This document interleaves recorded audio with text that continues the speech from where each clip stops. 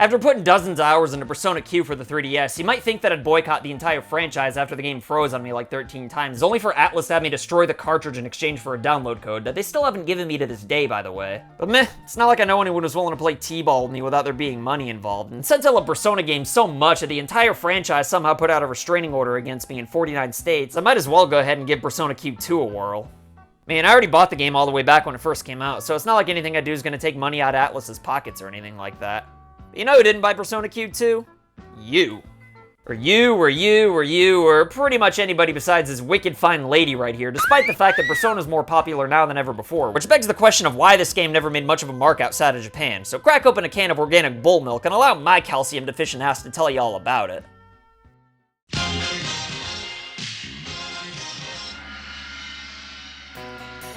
So even though most Shin Megami Tensei games were made for Nintendo consoles, the spin-off series Persona has always been a little bit more than friends with Sony. Some called it love, but the reality is that Persona's always just been a gold digger using Sony for their install base. And after all, why on earth would Atlus put the first 5 Persona games on the 64, GameCube, and Wii U when RPGs are raising all kinds of hell on the first 3 PlayStation consoles that like a billion more people owned? But regardless of why Persona games were always exclusive to PlayStation consoles, it was still a pretty big deal when Persona Q not only came to the 3DS, but as an exclusive no less. Despite the fact that the story didn't make any sense whatsoever to anyone who hasn't played Personas 3 and 4 on PlayStation consoles, it still ended up selling about 250,000 units, which might not seem like that much compared to Persona 4 Golden or Persona 5 Royal, but for a relatively simplistic dungeon crawler, that's actually pretty good, especially compared to some of the Etrian Odyssey games which Persona Q's gameplay is based off of.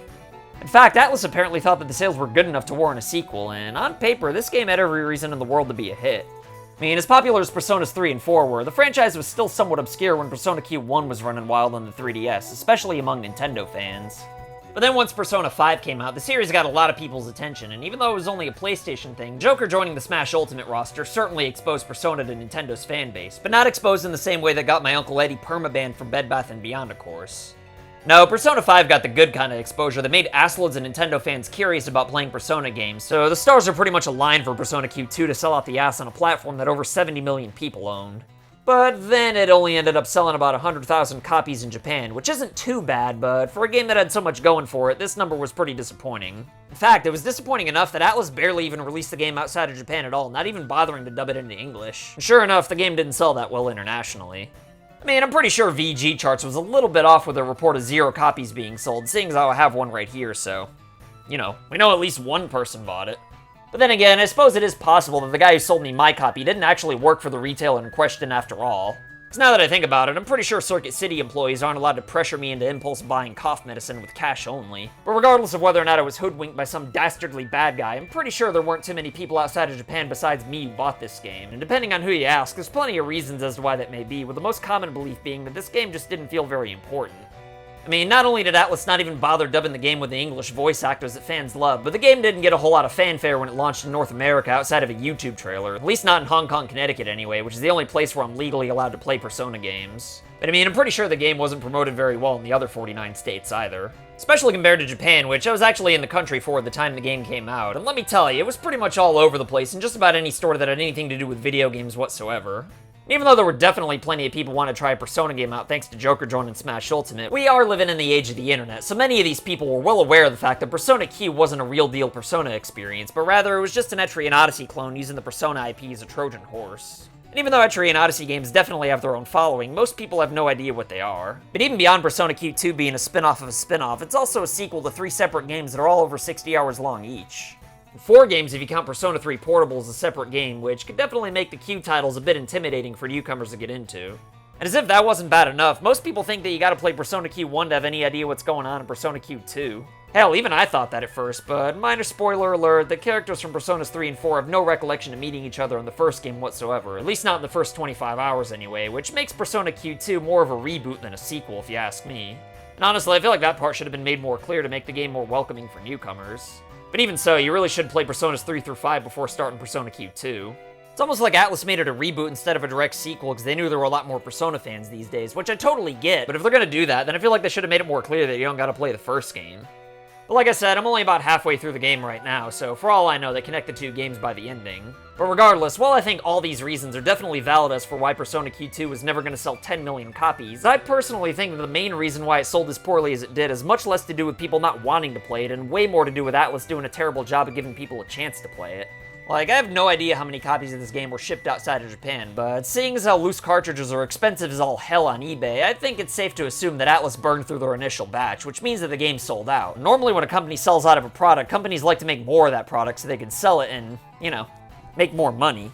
It's a crazy concept, I know, but apparently Atlus's crack team of whiz kids aren't quite too sure of this theory, so rather than making a few extra copies, the higher-ups instead decided to discount the game by 50% on the 3DS's eShop like a month or two after it launched. As if that wasn't bad enough, they ran the exact same sale again later on. So basically, if you want to play this game digitally, then don't ever pay more than 20 bucks for it, because it's only a matter of time before Atlus puts it on sale again. But who knows though, maybe the $20 sale resulted in the game selling like 65 million downloads, but somehow I doubt it. Don't get me wrong, I'm not saying that making games cheaper is necessarily a bad thing, and I know that publishers make a lot more money off of digital sales, but I'm skeptical that that's the case when games are being sold for half the price, and we can all clearly see that people are willing to pay way more than full retail price for physical copies, so why Atlus would let resellers be the ones making all this money off of their own game instead of just making a few extra batches is beyond me.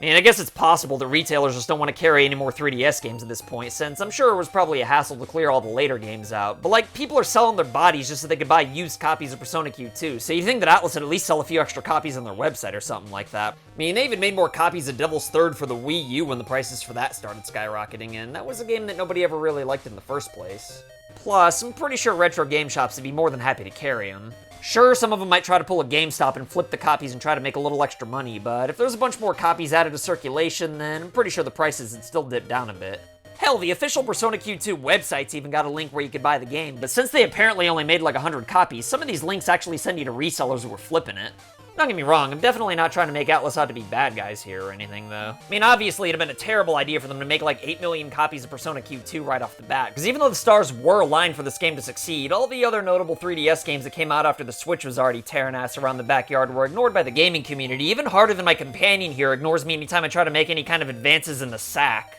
I think I wasted all those hours maxing her social link out.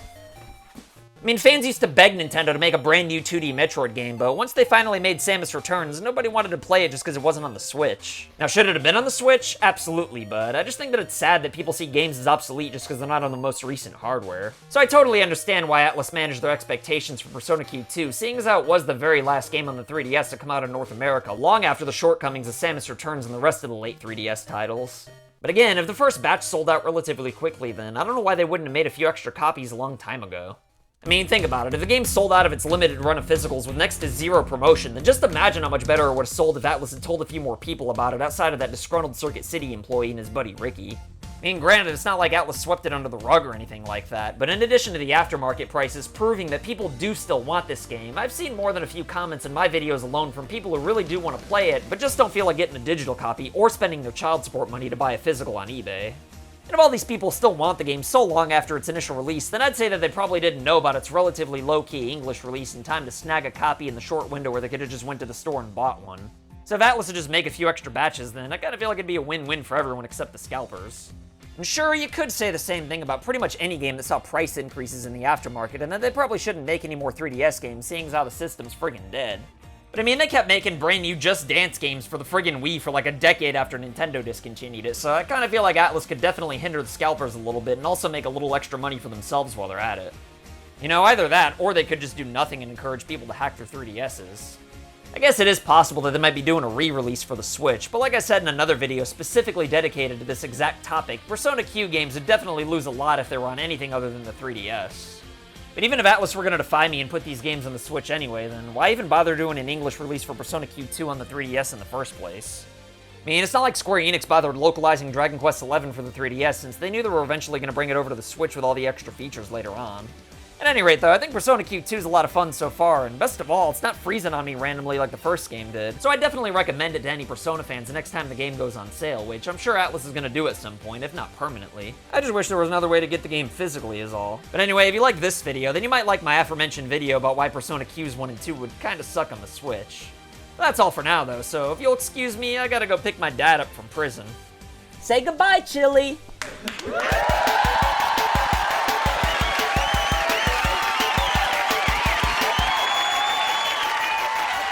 Just want to say thank you to your loyalty. Thank you for your support.